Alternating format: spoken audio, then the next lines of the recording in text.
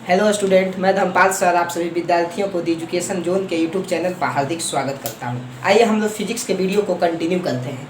लगता है कि मैंने आपको बताया था दर्पण का क्लासिफिकेशन मैंने आपको बता दिया था कि दर्पण तीन प्रकार के होते हैं, समतल दर्पण, गोलीय दर्पण और परवलय दर्पण। और गोलीय दर्पण को भी मैंने दो भागों में बांटा था, उत्तल दर्पण में और अवतल दर्पण में। आइए हम लोग सब दर्पण को बारी बारी से डिटेल से डिफाइन करते हैं। इससे पहले आप यदि मेरे चैनल पर नए होंगे तो बगल में दिखाई दे रहे लाल रंग के बटन को प्रेस कर दीजिएगा, साथ ही साथ बेल आइकन को भी दबा दीजिएगा ताकि मेरा कोई भी नोटिफिकेशन आपके पास आसानी से पहुंच सके। आइए हम लोग स्टार्ट करते हैं। सबसे पहले समझते हैं समतल दर्पण। समतल दर्पण लिख के रह दीजिएगा, सब आपको हम समझा चुके थे, सब चीज मैंने आपको बताया था। समतल दर्पण जैसे मान लिया जाए यह मेरा कोई दर्पण है, बिल्कुल प्लेन है भाई, इसमें किसी प्रकार का उबड़ खाबड़ नहीं होना चाहिए। चलिए, ये जो मेरा दर्पण है इसको कहा जाएगा यह कैसा दर्पण है, तो यह मेरा जो है समतल दर्पण है। क्योंकि यह जो जिसका परावर्तक सतह है इस सतह को कहा जाता है, यह जो आपको सतह दिखाई दे रहा है इस सतह का नाम है क्या? इस सतह का नाम है परावर्तक सतह। परावर्तक सतह जिधर पेंट किया हुआ रहता है उसको हम लोग कहते हैं कि इसको कहा जाएगा रजतित। रजतित किया हुआ सतह, रजतित किया हुआ, बोर्ड पर ध्यान दीजिए, रजतित किया हुआ सतह। यहाँ तक मैंने आपको बताया था कि किसी भी दर्पण में दो भाग होते हैं, एक भाग को कहा जाता है आगे वाला भाग और एक भाग को कहा जाता है पीछे वाला भाग। आगे वाला हम लोग उस भाग को कहते हैं जो भाग परावर्तक सतह का काम करता है और इसी परावर्तक सतह के आगे हम वस्तु को रखते हैं। और पीछे वाला भाग हम लोग उस भाग को कहते हैं जिधर जो है पेंट किया हुआ रहता है, कलई किया हुआ रहता है। लिखिएगा समतल दर्पण लिख के डैश, समतल दर्पण लिख के डैश, समतल दर्पण लिख के डैश। लिखिएगा नीचे से डैश देकर, वैसा दर्पण, वैसा दर्पण, वैसा दर्पण जिसका परावर्तक सतह, वैसा दर्पण जिसका परावर्तक सतह, जिसका परावर्तक सतह, जिसका परावर्तक सतह समतल होता है, जिसका परावर्तक सतह समतल होता है, जिसका परावर्तक सतह समतल होता है, परावर्तक सतह समतल होता है, उसे समतल दर्पण कहा जाता है, उसे समतल दर्पण कहा जाता है, उसे समतल दर्पण कहा जाता है। ये भी बना लीजिएगा और ये भी बना लीजिएगा। ये आपको खड़ा कैल है, ये आपको पट कैल है। जल्दी फिगर आराम से बना लीजिए। ऊपर आपको खड़ा करके दिखाया गया है, नीचे आपको पड़ा करके दिखाया गया है। अब समतल दर्पण के बाद आता है बाबू गोलीय दर्पण।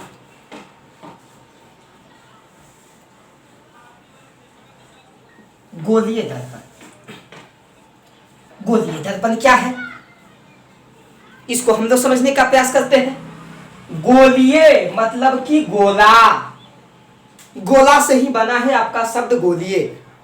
मतलब कि जिस दर्पण का निर्माण गोला से होता है या जो दर्पण गोला का भाग होता है उस दर्पण को ही कहा जाता है गोलीय दर्पण। कैसे? देखिए भाई, ये पूरा है वो गोला मान लिया जाए, ऐसे गोला है। बोर्ड पे थोड़ा समझने का प्रयास कीजिएगा सब लोग। ये वो गोला है, ये गोला का मान लिया जाए। गोला तो ऐसे बनता है ना, इस प्रकार से आपका सतह आपका गोला है। इसको क्या करेंगे हम, इसका एक भाग इधर से काट दिया जाएगा। काट देने के बाद देखिए से मान लिया जाए काट दिया जाए, ये जो कट गया, ये जो कट गया, कट के जो आपको बचा ये वाला, इसको यदि एने से हम पेंट कर दिया जाएगा, बताइए इसका मतलब कि ये तो पहले गोला का एक पार्ट है। यदि इसी को ऐसे पलट दिया जाए और एने से ऐसे पेंट कर दिया जाए, ये भी एगो गोला का भाग है।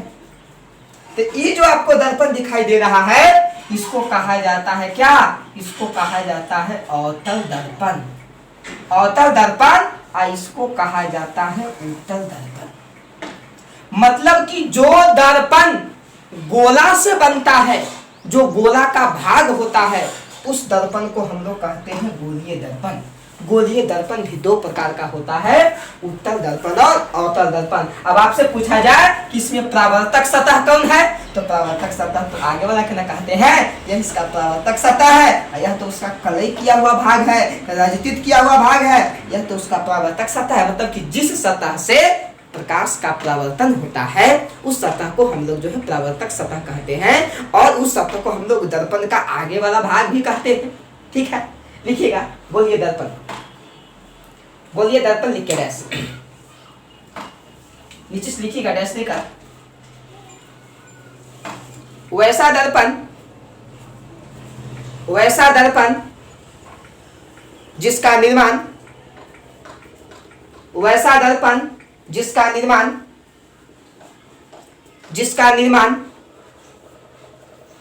निर्माण गोला से होता है, जिसका निर्माण गोला से होता है,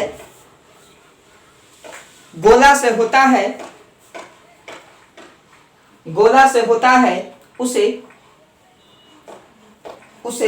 गोलीय दर्पण कहा जाता है, उसे गोलीय दर्पण कहा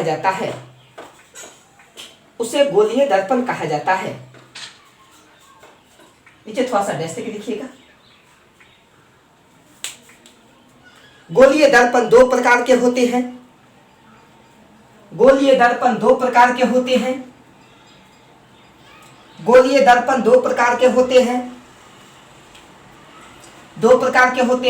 नंबर 1 अवतल दर्पण लिख के डैश।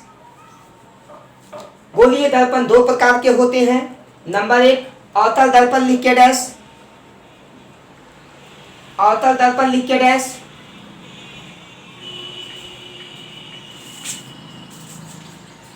लिखिएगा अवतल दर्पण लिख के डैश। सुनिए पहले, ये जो इसका परावर्तक सतह उभरा हुआ है कि धंसा हुआ है, तो आपका जवाब हुआ कि सर इसका परावर्तक सतह क्या है, धंसा हुआ है। मतलब कि वैसा गोलीय दर्पण जिसका परावर्तक सतह धंसा हुआ रहता है उसको हम लोग कहते हैं अवतल दर्पण, और वैसा गोलीय दर्पण जिसका परावर्तक सतह उठा हुआ रहता है उसे हम लोग कहते हैं क्या, उत्तल दर्पण। लिखिएगा वैसा गोलीय दर्पण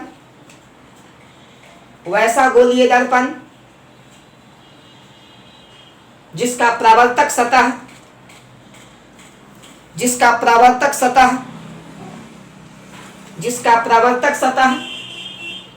धंसा हुआ रहता है। देखिए बोर्ड पर धंसा हुआ लिख रहा है बाबू। परावर्तक सतह धंसा हुआ रहता है उसे अवतल दर्पण कहा जाता है। उसे अवतल दर्पण कहा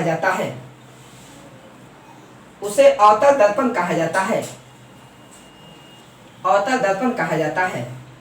ऊपर वाला फोटो को बना लीजिएगा। ये आपका अवतल दर्पण का क्या है, सिंबल है, सूचित करते हैं हम लोग ऐसे अवतल दर्पण को। अब दूसरा लिखिएगा उत्तल दर्पण लिख के डैश। दूसरा उत्तल दर्पण लिख के डैश। उत्तल दर्पण लिख के डैश। लिखिएगा वैसा गोलीय दर्पण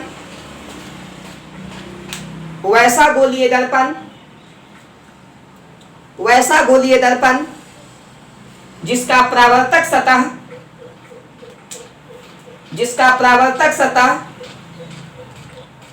उभरा हुआ, बोर्ड पर लिख रहे हैं, उभरा हुआ, या इसे हम लोग उठा हुआ भी कहते हैं। जिसका परावर्तक सतह उभरा हुआ या उठा हुआ रहता है, जिसका परावर्तक सतह उभरा हुआ या उठा हुआ रहता है उसे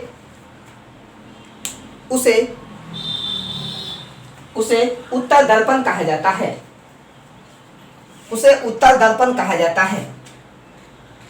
उत्तल दर्पण कहा जाता है। ये फोटो को बना लीजिएगा जल्दी, वीडियो को पॉज कर लीजिएगा, पॉज करके आराम से फोटो बनाइएगा। चलिए आप पॉज करके आराम से बना लीजिएगा। उसके बाद एक आता है परवलय दर्पण। हम लोग उसे भी समझते हैं भाई कि परवलय दर्पण क्या है। लिखिएगा तीसरा आपका है परवलय दर्पण। परवलय दर्पण क्या होता है, मतलब कि वैसा दर्पण जिसका जो है परावर्तक सतह, जिस दर्पण का परावर्तक, ध्यान दीजिए बोर्ड पर, जिस दर्पण का परावर्तक सतह यदि परवलयकार होता है तब उसे हम लोग परवलयकार दर्पण कहते हैं। इस दर्पण को हम लोग परवलयकार दर्पण के नाम से जानते हैं क्योंकि इसका परावर्तक सतह क्या है, परवलयकार है।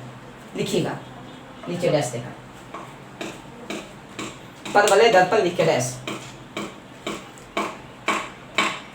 दीजिए बाबू, परवलय दर्पण लिखिएगा। वैसा दर्पण, वैसा दर्पण, वैसा दर्पण जिसका जिसका जिसका परावर्तक सतह, जिसका परावर्तक सतह, जिसका परावर्तक सतह परवलयकार होता है, जिसका परावर्तक सतह परवलयकार होता है, परवलयकार होता है, उसे परवलय दर्पण कहा जाता है, उसे परवलय दर्पण कहा जाता है, उसे परवलय दर्पण कहा जाता है। जैसे इसको उतार दीजिएगा। अभी तक आपने सिर्फ जो है समझा कि दर्पण कितने प्रकार के होते हैं और उस सबका परिभाषा क्या होता है, और आपको पहचानने के लिए कहा जाए तो आराम से भी आप पहचान जा सकते हैं। चलिए हम आपको एक बात पहचानने के लिए दे रहे हैं, कैसे पहचानिएगा, फिर डिटेल से बात करेंगे। चलिए ये एगो दर्पण आपको दे दिया जाए, ठीक है, ये एगो दर्पण आपको दे दिया जाए, बोर्ड पर ध्यान दीजिए सब कोई बाबू।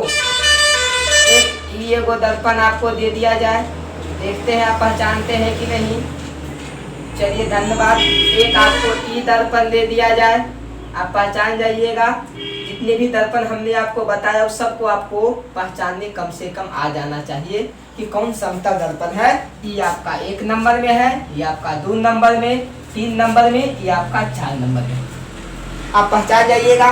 नंबर 1 वाला से पूछा जाए कौन दर्पण है तो आपका जवाब आना चाहिए कि नंबर 1 वाला क्या है, समतल दर्पण है। नंबर 2 वाला क्या है तो नंबर 2 वाला कौन दर्पण है, अवतल दर्पण है, क्योंकि इसका परावर्तक सतह क्या है, ढांसा हुआ है। नंबर 3 वाला क्या है भाई, नंबर 3 वाला आपका उत्तल दर्पण है, क्योंकि इसका परावर्तक सतह क्या है, उबला हुआ है। नंबर 4 वाला क्या है, नंबर 4 वाला आपके पास में परवलयकार दर्पण है या परवलय दर्पण है, उसको हम लोग परवलय कहते हैं। इस प्रकार से आपको दर्पण कम से कम फोटो देख के पहचानने आ जाना चाहिए कि कौन जो है किस प्रकार का दर्पण है। यहाँ तक हम उम्मीद करते हैं कि आपको किसी प्रकार का दिक्कत नहीं होगा। इसको भी आपको नीचे जो है, इसको भी नीचे आप जो है इसको सवाल बना लीजिएगा, यानी पहचानने वाला है, उसका सोल्यूशन है, उसका यहाँ पर क्या है, हल है। इसको उतार दीजिए आप जल्दी, वीडियो को पॉज कर लीजिएगा, पॉज करके आराम से उतार लीजिएगा। एकदम नोट बनाते जाइएगा, जैसे हम बताते हैं, जैसे समझाते हैं। उसके बाद हम सवाल की दुनिया में भी आपको भी आएंगे, या चलेंगे कि कैसे कैसे सवाल आते हैं। अभी तक आपने सिर्फ दर्पण को पहचाना, अब आइए हम लोग स्टार्ट करते हैं। अब दर्पण को पढ़ते हैं। अभी तक सिर्फ हमने पहचान लिया कि दर्पण क्या होता है, अब दर्पण को पढ़ते हैं। अब हम लोग हेडिंग देंगे समतल दर्पण तथा उससे प्रकाश का प्रवर्तन। आइए हम लोग हेडिंग देते हैं।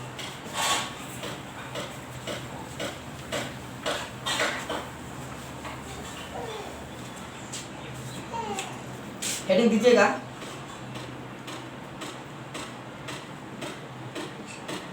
समतल दर्पण तथा प्रकाश का प्रवर्तन। समतल दर्पण तथा प्रकाश का प्रवर्तन, इसका मतलब है कि हम तो समतल दर्पण तो पढ़ चुके हैं, इस समतल दर्पण भी जानेंगे, इसके बारे में डिटेल से जानेंगे, और उससे प्रकाश का परावर्तन कैसे होता है उसको हम तो समझने का प्रयास करेंगे। ध्यान से सब तो समझिएगा। प्रकाश का परावर्तन, समतल दर्पण तो आप तो जानते हैं, यही आपको यहाँ से सिलेबस चालू होता है, प्रकाश का परावर्तन। ये आपका सबसे पहला अध्याय है, प्रकाश का परावर्तन क्या है। डिटेल से पहले इसको समझेंगे कि प्रकाश का परावर्तन क्या है और समतल दर्पण के माध्यम से ही हम लोग प्रकाश के परावर्तन को समझेंगे। मान लिया जाए यह मेरा कोई समतल दर्पण है। बोर्ड पे सब लोग आ जाइए, सब लोग बोर्ड पे आइए। यह मेरा कोई क्या है? समतल दर्पण है।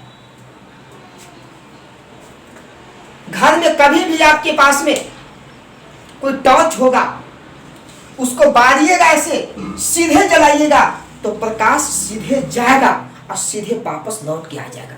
यदि आप 90 डिग्री पर भेज रहे हैं, मतलब कि जितना कोण पर ऐसे भेजिएगा, मान लिया जाए यह थीटा कोण पर यह किरण आ रहा है, तो टकराने के बाद यह दर्पण के साथ में थीटा कोण ही बनाएगा। यह आपका कोई समतल दर्पण है, ध्यान दीजिए बोर्ड पर। यदि आने वाली किरण थीटा कोण पे आ रही है दर्पण के साथ में, तो वहां से लौटेगा। कि लौटने की जो क्रिया है इसको कहा जाता है आने वाली। कौन किरण है? इसको कहा जाता है आने वाली किरण। इसको कहा जाता है कौन चीज? इसको कहा जाता है हाँ लौटने वाली या जाने वाली किरण। इसको कहा जाता है लौटने वाली किरण। इसको कहा जाता है लौटने वाली किरण। ध्यान से समझिएगा, लौटने वाली किरण। यह है आपका आने वाली किरण। जितना कोण पर दर्पण के साथ में आती है, लौटने के बाद पे उतना ही कोण पर वह लौट के चली जाती है। यदि सीधे ऐसे आएगा तब यह सीधे ही वापस चला जाएगा।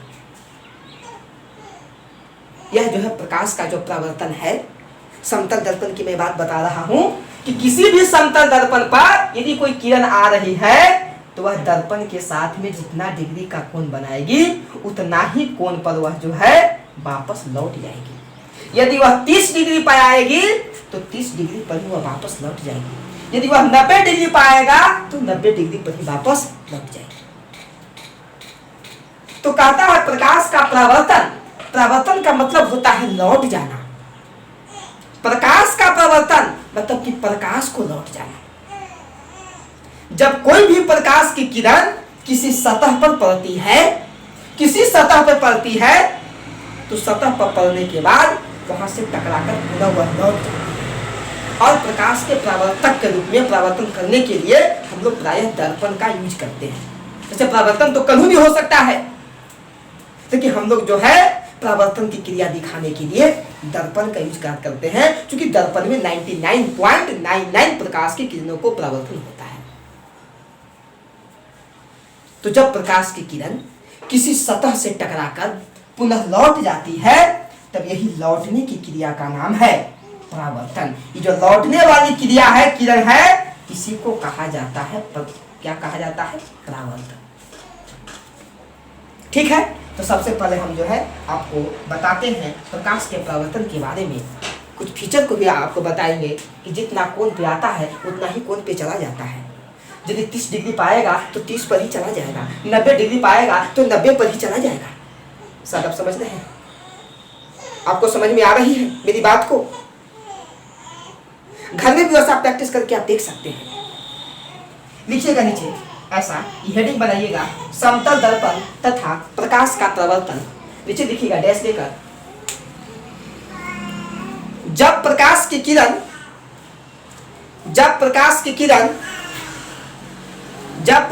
किरण किसी सतह पर पड़ती है, जब प्रकाश की किरण किसी सतह पे पड़ती है, जब प्रकाश की किरण किसी सतह पे पड़ती है, किसी सतह पे पड़ती है, किसी सतह पे पड़ती है, तो वह किसी सतह पे पड़ती है तो वह टकराकर पुनः लौट आती है। तो वह टकराकर पुनः लौट आती है। तो वह टकराकर पुनः लौट आती है। टकराकर पुनः लौट आती है। पुनः लौट आती है। इसी लौटने की क्रिया को टकराकर पुनः लौट आती है। इसी लौटने की क्रिया को प्रकाश का परावर्तन कहा जाता है। इसी लौटने की क्रिया को प्रकाश का परावर्तन कहा जाता है। प्रकाश का परावर्तन कहा जाता है।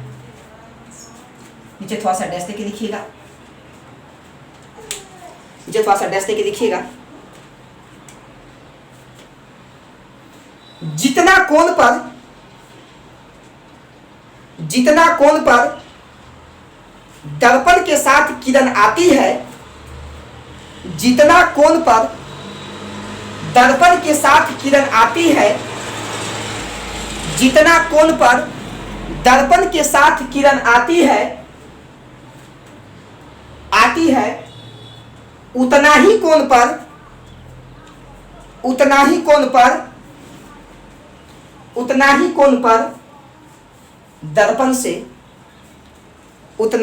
पर दर्पण से लौटकर चली जाती है।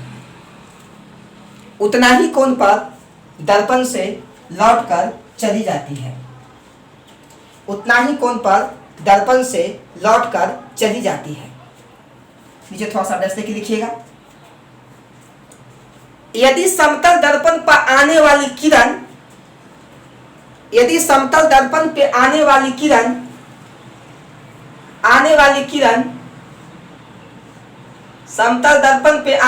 किरण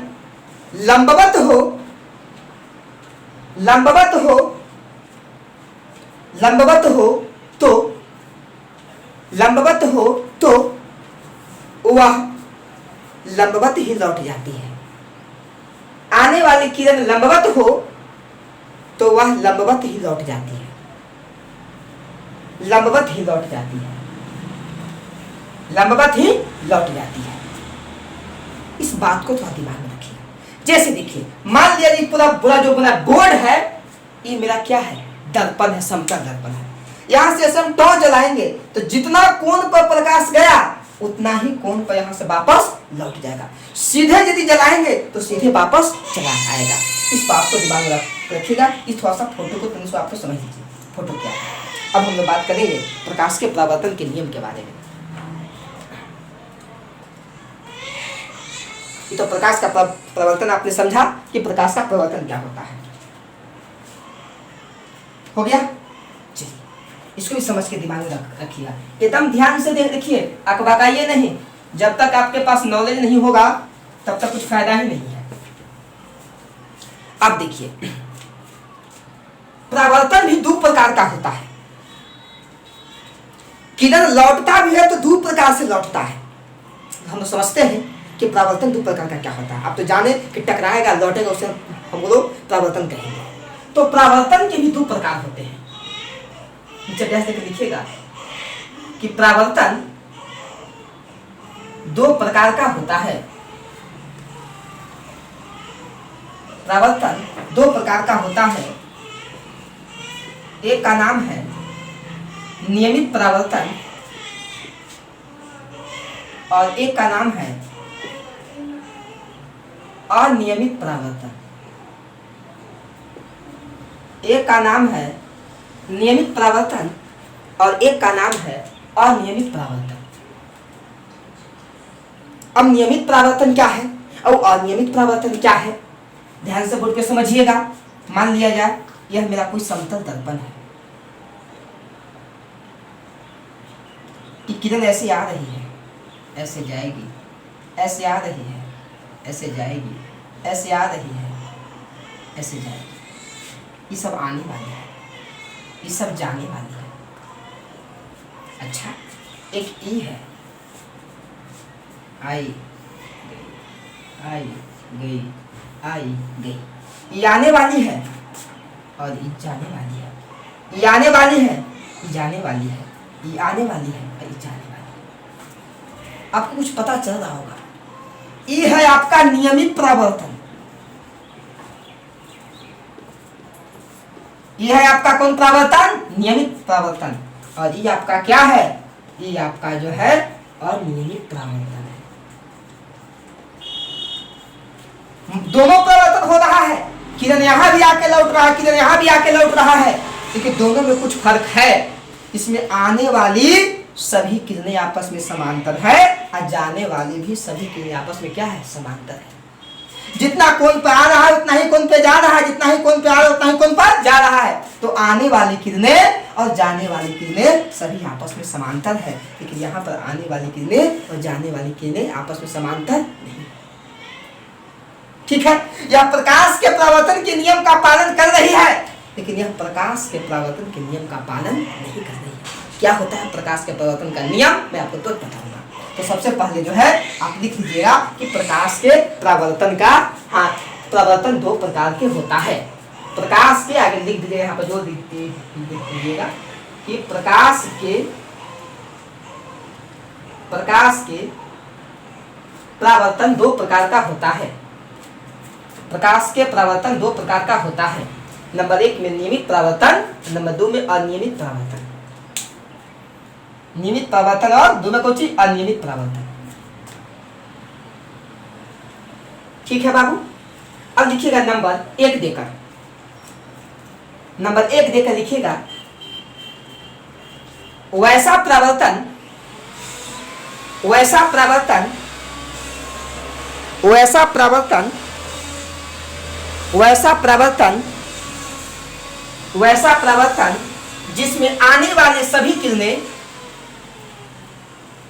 जिसमें आने वाली सभी किरणें समांतर हो,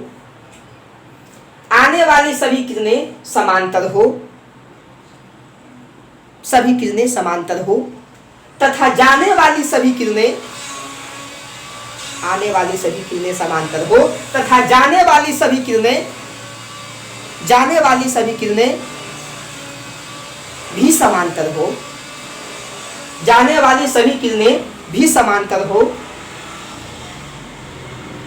हो, तब उसे नियमित परावर्तन कहा जाता है।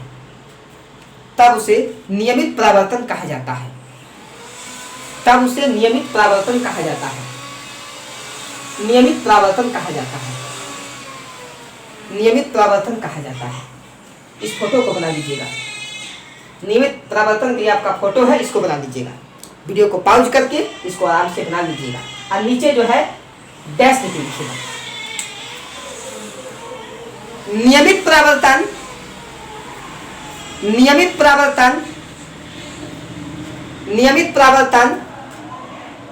के नियम का पालन करता है।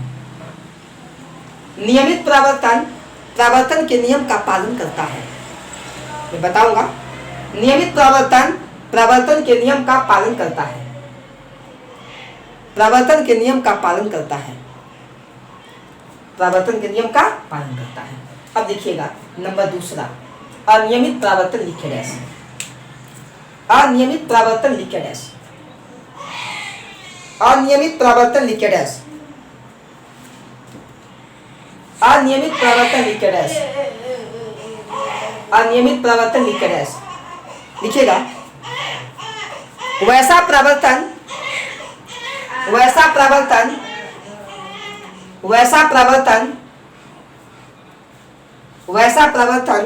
जिसमें आने वाली सभी किरणें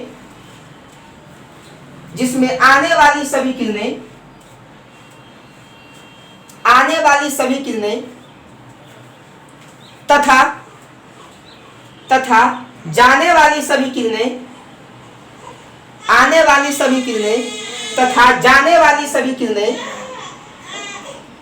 वाली सभी किरणें समांतर नहीं होती है,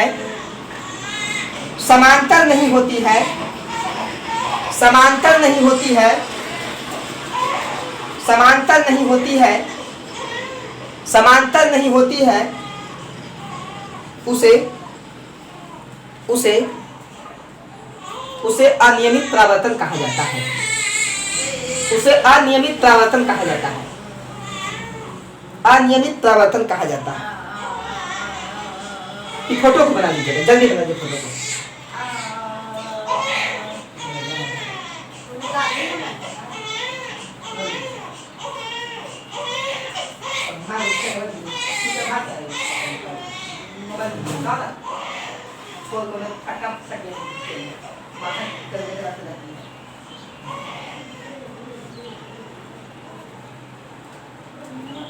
उतार दिया आप लोग।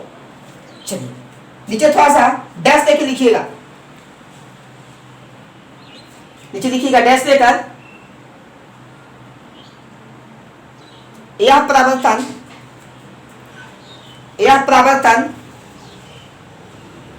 यह परावर्तन परावर्तन के नियम का पालन नहीं करता है।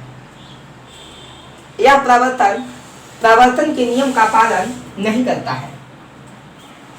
यह परावर्तन परावर्तन के नियम का पालन नहीं करता है। परावर्तन के नियम का पालन नहीं करता है। नीचे थोड़ा सा डैश देके लिखिएगा। इसे बोर्ड पे देखिएगा बाबू, इसे विसरित परावर्तन भी कहा जाता है। इसे विसरित परावर्तन भी कहा जाता है। बोर्ड पर लिखा हुआ विसरित।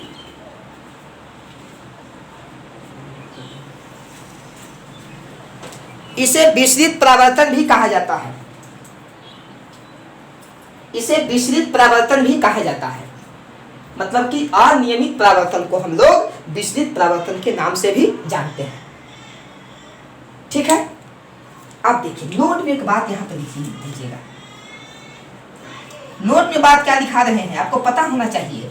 यदि सतह चिकना है तो नियमित परावर्तन होगा, यदि सतह रूखला है तो क्या होगा, अनियमित परावर्तन होगा। तो हम लिखेंगे नोट में क्या, किस चिकनी सतह से नियमित परावर्तन होते हैं और रूखली सतह से जो है अनियमित परावर्तन होते हैं। ठीक है ना, लिखिएगा चिकनी सतह से चिकनी सतह से चिकनी सतह से नियमित परावर्तन होता है। चिकनी सतह से नियमित परावर्तन होता है। चिकनी सतह से नियमित परावर्तन होता है तथा तथा रूखली सतह से तथा रूखली सतह से अनियमित रूखली सतह से अनियमित अनियमित ये आपने समझा। नियमित परावर्तन और अनियमित परावर्तन। यहाँ पे एक शब्द आया था प्रकाश के परावर्तन। क्या भाई प्रकाश के परावर्तन का नियम? प्रकाश के परावर्तन तो हम लोग जानते हैं कि टकरा के लौटेगा, उसे प्रकाश का परावर्तन कहा जाएगा। अब प्रकाश के परावर्तन के नियम क्या है, ध्यान से देखिए।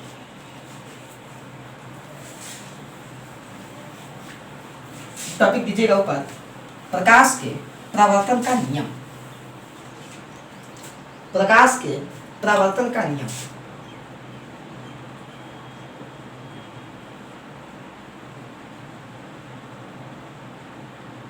प्रकाश के परावर्तन का नियम।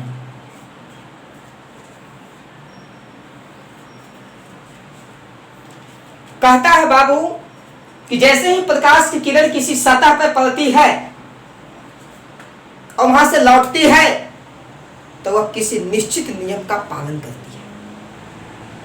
जब प्रकाश की किरण किसी सतह पे पड़ती है और पड़ने के बाद वह वहां से लौटती है, मतलब जब प्रकाश का परावर्तन होता है तब वह किसी खास नियम का पालन करता है। तब वह जिस नियम का पालन करता है उसी नियम को कहा जाता है प्रकाश के परावर्तन का नियम। लिखिएगा नीचे डैश। जब कोई प्रकाश की किरण जब कोई प्रकाश की किरण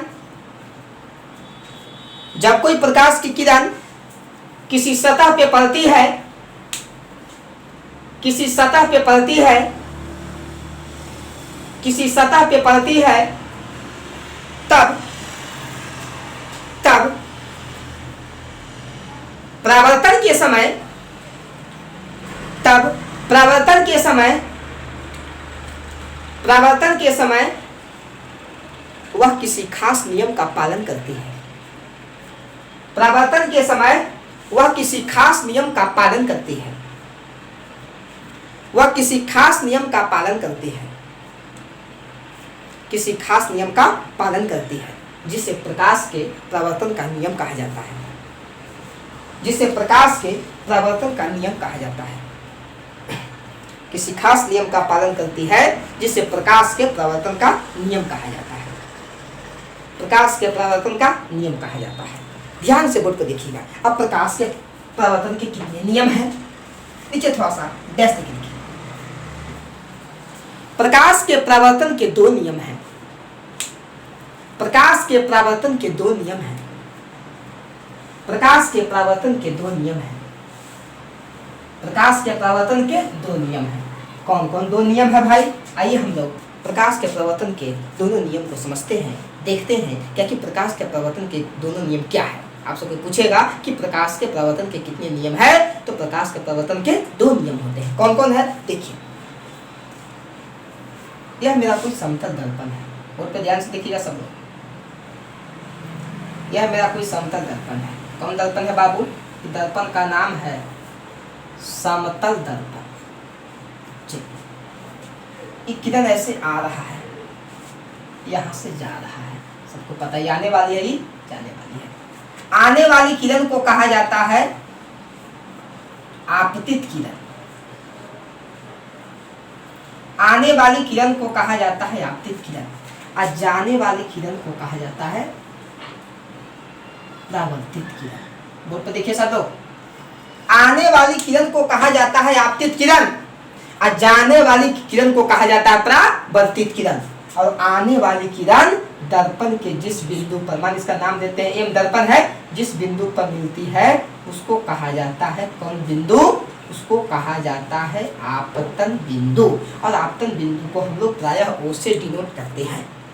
आने वाली किरण और जाने वाली किरण, तो आने वाली किरण को आपतित किरण और जाने वाली किरण को परावर्तित किरण। और आने वाली किरण दर्पण के जिस बिंदु पर आकर मिलती है उस बिंदु का नाम क्या है? आपतन बिंदु। और आपतन बिंदु पर डाला गया लंब, लंब कहने का मतलब यह लंबवत ऐसे आ रहा है। जब यह लंबवत आवेगा तब अपने ही पथ पर वापस क्या हो जाता है? लौट जाता है। इसको कहा जाता है, ये आपका आने वाली किरण है बाबू, इसको कहा जाता है अभिलंब। क्या कहेंगे इसे? इसे कहा जाएगा अभिलंब कहा जाता है। इसे हम लोग नॉर्मल कहते हैं। ये तीर का निशान बता रहा है कि आ रहा है, और ये तीर का निशान बता रहा है कि जा रहा है। मतलब कि आने वाली पथ और जाने वाली पथ दोनों क्या है? आपस में बराबर है। और ये जो आपका कोण दिखाई दे रहा है, कोना, यह आपतित किरण और अभिलंब के बीच का कोण है। इस कोण को कहा जाता है कौन कोण? इस कोण को कहा जाता है बाबू आपतन कोण। और आपतन कोण को हम लोग प्रायः आई से डिनोट करते हैं। ये परावर्तित किरण है, ये अभिलंब है, एक बीच का जो कोण होता है इस कोण को हम लोग कहते हैं कौन कोण? इस कोण को कहा जाता है परावर्तन कोण। अपरावर्तन कोण को हम लोग आर से डिनोट करते हैं। इतना बात आपको दिमाग में रहना चाहिए फोटो देखकर। आपतित किरण, परावर्तित किरण, अभिलंब, आपतन बिंदु, ये दोनों के बीच वाला को आपतन कोण और इसको परावर्तन कोण। तो प्रकाश के परावर्तन का नियम जानने से पहले जो है वो सब चीज को पहले डिफाइन कर लेते हैं कि आपतन कोण क्या है, परावर्तन कोण क्या है, आपतन बिंदु क्या है और परावर्तन बिंदु क्या है। आइए ध्यान दीजिए। सबसे पहले जो है इस फोटो को आप दाहिने साइड में बना लीजिएगा। फोटो को आप दाहिने साइड में बना लीजिए। दाहिने साइड में फोटो को आराम से बना लीजिए।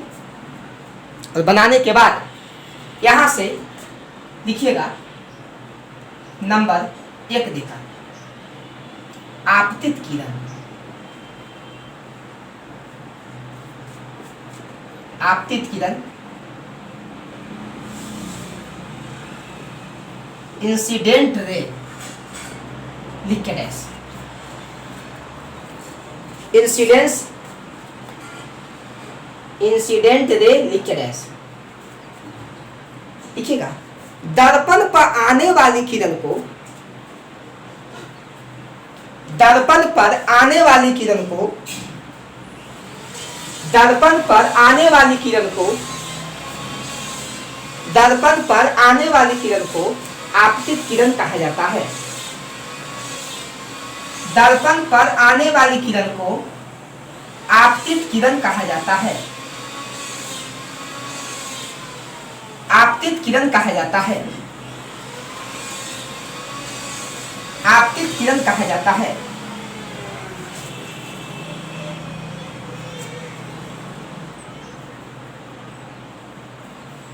दूसरा लिखिएगा नंबर 2 में रिफ्लेक्टेड रे, परावर्तित किरण, परावर्तित किरण, परावर्तित किरण लिखिएगा डैश देकर। दर्पण से टकराकर, दर्पण से टकराकर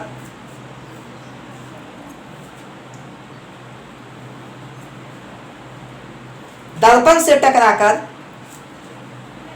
लौटने वाली किरण को, दर्पण से टकराकर लौटने वाली किरण को, दर्पण से टकराकर लौटने वाली किरण को परावर्तित किरण कहा जाता है। दर्पण से टकराकर लौटने वाली किरण को परावर्तित किरण कहा जाता है। परावर्तित किरण कहा जाता है।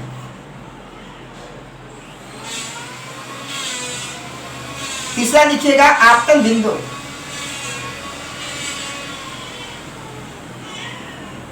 आपतन बिंदु नंबर 3 आपतन बिंदु, point of incidence, point of incidence आपतन बिंदु लिखिएगा डैश देकर। आपतित किरण, आपतित किरण, आपतित किरण दर्पण के जिस बिंदु पर आकर मिलती है, आपतित किरण दर्पण के जिस बिंदु पर आकर मिलती है, दर्पण के जिस बिंदु पर आकर मिलती है, जिस बिंदु पर आकर मिलती है उसे उसे आपतन बिंदु कहा जाता है। उसे आपतन बिंदु कहा जाता है। उसे आपतन बिंदु कहा जाता है। चौथा लिखिएगा अभिलंब। अभिलंब जिसे अंग्रेजी में नॉर्मल कहा जाता है। अभिलंब जिसे इंग्लिश में नॉर्मल कहा जाता है। लिखिएगा दर्पण पे आने वाली वैसी किरण,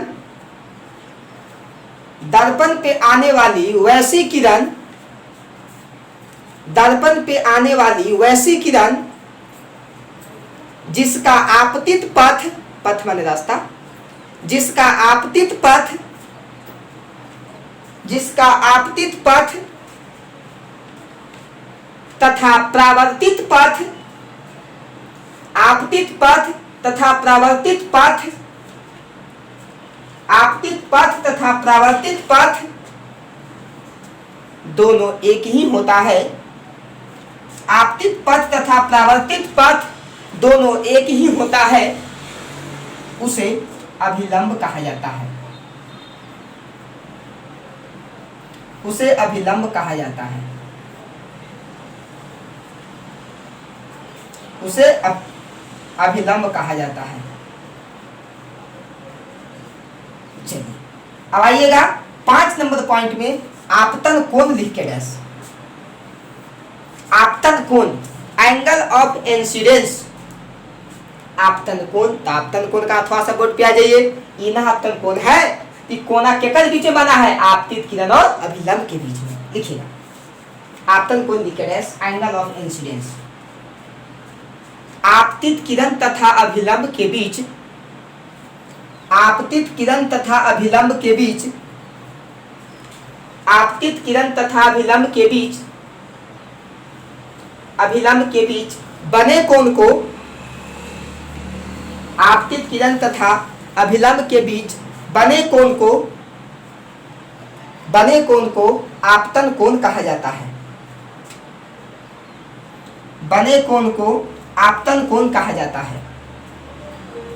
आपतन कोण कहा जाता है। ये थोड़ा सा डैश करके लिखिएगा इसी में।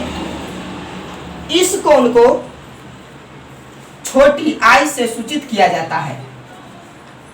इस कोण को छोटी आई से सूचित किया जाता है। इस कोण को छोटी आई से सूचित किया जाता है। छोटी आई से सूचित किया जाता है। अब देखिएगा, अब देखिएगा छठा में परावर्तन कोण। परावर्तन कोण,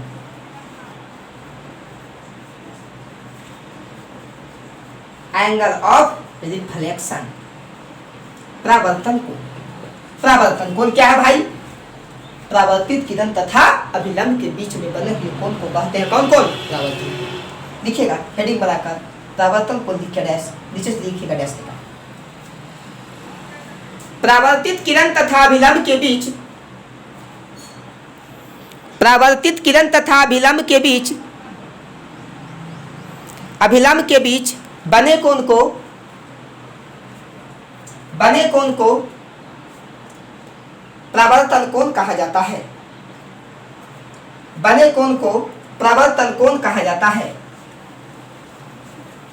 परावर्तन कोण कहा जाता है। नीचे थोड़ा सा डैश देके लिखिएगा। इस कोण को,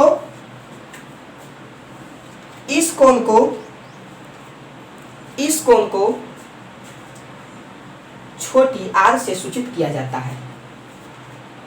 इस कोण को छोटी आर से सूचित किया जाता है, सूचित किया जाता है। ई था बाबू, आपने समझा। आपतित किरण, परावर्तित किरण, आपतन कोण, परावर्तन कोण, अभिलंब और आपतन बिंदु। अब हम तो समझते हैं परावर्तन बिंदु। नीचे देखिएगा थोड़ा सा ऐसा डैश देकर, नीचे देखिएगा डैश देकर। प्रकाश के परावर्तन के दो नियम निम्नलिखित हैं। प्रकाश के परावर्तन के दो नियम निम्नलिखित हैं। नीचे डैश देकर देखिएगा। प्रकाश के परावर्तन के दो नियम क्या है? निम्नलिखित हैं। प्रकाश के परावर्तन के दो नियम निम्नलिखित हैं। कौन कौन दो नियम है भाई? आइए हम लोग बोर्ड पर देखते हैं। प्रकाश के परावर्तन का जो दो नियम होते हैं, पहला नियम कहता है कि आपतित किरण, परावर्तित किरण तथा विलंब तीनों एक ही तल में होते हैं। क्या तीनों ये पर है? यह है आपतित किरण, यह है परावर्तित किरण, यह है अभिलंब। क्या तीनों यहीं पर है ना?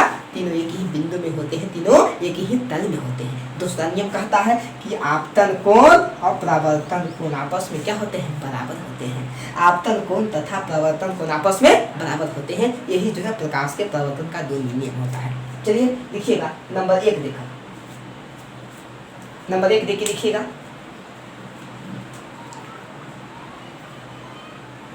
आपतित किरण, कॉमा परावर्तित किरण, आपतित किरण, कॉमा परावर्तित किरण, आपतित किरण, कॉमा परावर्तित किरण तथा अभिलंब, तथा अभिलंब, अभिलंब तीनों, अभिलंब तीनों एक ही तल में होते हैं।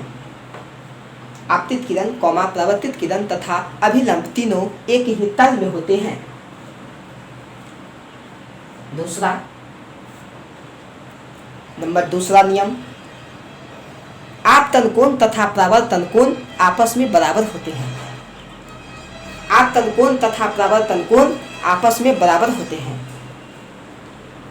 आपतन कोण तथा परावर्तन कोण आपस में बराबर होते हैं। आपतन कोण तथा परावर्तन कोण आपस में क्या होते हैं? बराबर होते हैं। लिख दीजिएगा। कोण आई बराबर कोण आर। आई माने आपतन कोण और आर माने परावर्तन कोण। ये आपने देखा कि किस प्रकार से जो है प्रकाश के परावर्तन का नियम होते हैं। ठीक है, आगे हम लोग और बात करेंगे बहुत सारा डिटेल से। आगे हम लोग चर्चा करेंगे समतल दर्पण में बनने वाले प्रतिबिंब की विशेषता के बारे में, कि समतल दर्पण में बनने वाले प्रतिबिंब की क्या विशेषता होती है। ठीक है, तो आगे हम लोग नेक्स्ट वीडियो में काम करेंगे समतल दर्पण में बनने वाले प्रतिबिंब की विशेषता के बारे में, कि क्या होता है, कैसे कैसे रखा जाता है, प्रतिबिंब कहाँ बनता है, नाना प्रकार के बात हम लोग सीखेंगे कि समतल दर्पण से संबंधित कुछ विशेष बातें। यदि मेरा यह वीडियो आपको अच्छा लगा होगा तो आप इसको लाइक कीजिएगा, आप इसको शेयर कीजिएगा और आप इसको जरूर से जरूर सब्सक्राइब कीजिएगा। धन्यवाद।